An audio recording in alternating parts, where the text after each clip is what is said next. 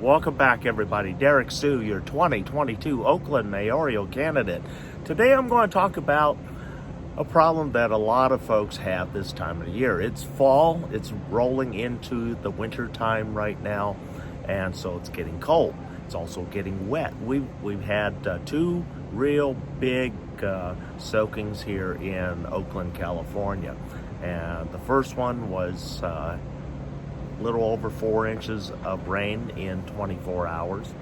And then last night we had almost 2 inches of rain overnight. And so that was a lot of rain. And with each one of those came a wave of additional vermin, meaning we had a huge influx of rats and mice. Where they came from was the sewer system, because that's how a lot of them travel. And so they're getting flushed from other areas, and they make it out of the sewer down here into the Flatlands when the waters from the storm drains slows down here when it starts joining the bay, because that's where your storm drains drain to, down here into the bay near the airport, near the Oakland Coliseum. Also, there's other ports, exit ports for the various street sewer lines. And then also there's a treatment plant down here on Oakport. And so the areas that have a lot of contamination and also sewage issues, they go to Oakport. But getting back to the season where we had rats. Rats are very smart. Mice are very smart. And over the years, I've done a lot to keep the population in check. But since the rains, the population has exploded. And so the normal means that I have, which are sticky traps, the electrocution rat killer. And that rat killer, look at this, 7,000 volts go through that rat. And believe me, they have learned this trap and they don't go anywhere near it. And then we have the good old standby snap traps. Snap traps work. And so what I have to do as each generation of vermin learn the different kill methods, I have to switch up. And so I've even tried eco-friendly systems where we use like granola and plaster of Paris. Also what works, baking soda, also drywall, the hot mud.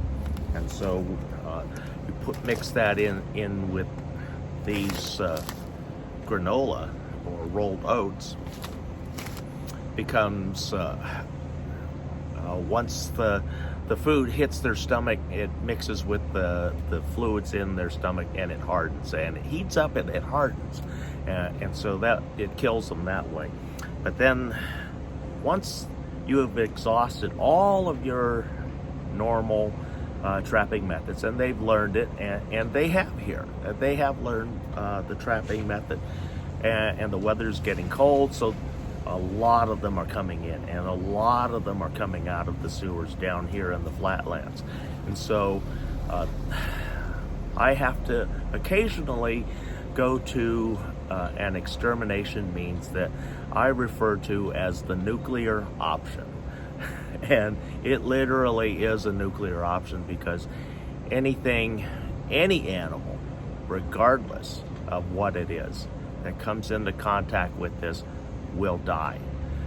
And so I have to be extremely careful as to where I place this, and who has possible access to this.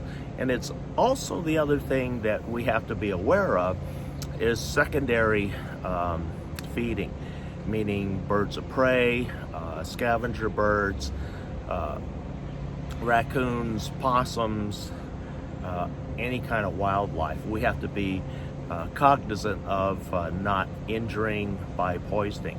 And those, in the past, we've used the little green blocks, the tomcat poison blocks.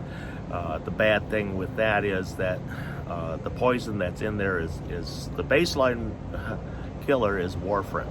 It's a blood thinner, and people use that for certain medical reasons. And anyway, warfarin is the main ingredient. That gives them an overdose, and they bleed out internally. So that's what the little green blocks do. I hate using them because any animal, a cat or any raccoon that comes across that animal and will eat that will also be poisoned. And so we have to be very cognizant of poisoning downstream or upstream animals so that does not occur. Also, one of the things about this area, we don't have raccoons or opossums, so we don't have to worry about that, but we do have dogs and cats in the area, and so we have to place it in an area where even if they smell it, they can't access it, and so that's real important also. Birds, we don't want birds of prey such as falcons, seagulls, or any other types of birds to pick up the dead carcasses of these rats and mice when they start dropping dead from the nuclear option. And I'm going to tell you the formula for the nuclear option. The nuclear option is actually very simple, and if you have pets, you most likely have everything you need to make your own nuclear option. And so here it is. It's really simple. Some dog kibble, or if you got a little more time, you can also use the granola and let it soak in that. Ethylene glycol. I hate using this because it is, there's no coming back. Whatever ingests this has no chance of recovery. So you have to make sure that you take real good precautions so that animals such as dogs and cats do not have access to the poison, the nuclear option. This even kills bugs when they ingest it. So that's why I call it the nuclear option. And you should also treat it as something that is going to kill everything 2 generations down. So if the body of the rat or a mouse or whatever ingests it, that goes somewhere else and dies and is picked up by a scavenger, they eat it, they can also die too. So please be aware of that if you use the nuclear option. Here in the Flatlands, we're in an industrial park where we don't have birds of prey, we don't have scavenger birds other than pigeons. So pigeons are easy to avoid. The dogs and cats, we keep the nuclear option away and out of reach for them. In fact, I've been using it here since the first big rains, and a couple of days right after things settled down and the high water levels went down, the rats came back in huge numbers because they literally got flushed out of the hills through the storm systems, and they came up through the storm systems here. And overnight I had somewhere around 15 rats running around here all night long. And so using conventional means is not going to work. And so I have to employ the nuclear option, which I did. And literally for the past week, I've been seeing dead rats out here in the street. I mean, they don't hide. They're so sick, and I don't know what it is, but they're really disoriented. And they'll literally wander out into the streets, and in many cases here they've been run over, or another animal's picked them up and finished them off and dump their bodies. But anyway, the nuclear option has been employed. It has been working. The numbers on this side of the rangers' encampment here, the rat numbers have really dwindled. Last night I was down to 2, and I heard that the rats chewing on the nuclear option. And so I don't expect to hear them tonight. In fact, they're probably already dead. So anyway, that's what we're doing down here. It's a last resort type of extermination. And like I said, it's a kills all. So please be aware of that and be careful if you use this as to where you put it. You want to make sure that it's inaccessible to animals you don't want harmed, and this is only accessible in areas that those vermin can reach. If you do have to have an exposed area, a milk crate works really well. Kind of pile it up in there, put the milk crate on top of it, and a heavy weight so that any dogs or animals can't knock that over. And it still allows rats and mice to easily access the poison if you have to do it in a yard. So again, thanks for joining me today. That's my nuclear option for controlling huge numbers of vermin. Okay, I'm going to show you how to mix up the nuclear option. So again, I filled about just under half a little quart container with standard dog kibble. All we're going to do, pour a little bit of the antifreeze into there. As you see, you can see the liquid right there. And what we're going to do, we're going to shake it so that it gets everything in the container has a coating from the ethylene glycol. And so now this is the nuclear waste that's going to kill everything.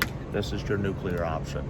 And so again, be careful at how you distribute this. In some locations, you may not even want the antifreeze to hit the ground, especially if you're drinking groundwater from where you're at. You definitely don't want this in the ground.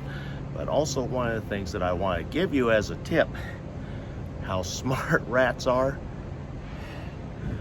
A lot of us would be tempted to put the bait in a tray like this, keeping it nice and neat. Well, guess what? The rats have figured out that this nice, neat package is dangerous. So they don't go anywhere near this package anymore. This has been sitting out a week. And as you see, it hasn't been touched. So they figured out this is a danger zone. So that's why when I distribute this, I'm throwing it onto asphalt, onto concrete, onto hard surfaces where I know that they frequent. I don't put it in a dish or any kind of tray. It's just tossed and scattered randomly. And so they will eat that. They don't have any issue with that, because they know for a fact that historically it was safe to eat anything that was cast and distributed like that, because it's not in a tray. Tray bad, tray dangerous. So, but if you do have a yard and you're putting it into the yard, drain off the ethylene glycol as much as possible. What you may want to do, just punch a bunch of holes in the bottom, let it leak into a funnel to funnel it back into the container, and then you can reuse it once all the fluids have been drained out. And then what you want to do is just kind of pour it on the ground, and then use something like this cheap milk crate. And has all sorts of access. Right there you see there's an opening, and then there's one on the back side, so your rats can get in there. And then you put weight on top, you're safe. Animals are safe, raccoons are safe, opossums are safe. A lot of birds are safe because they can't access that. Only rats and mice can access that. So that's an option that you can use if you're going to use it in a more open area to protect wildlife and your pets. So be safe with this, and we'll be right back.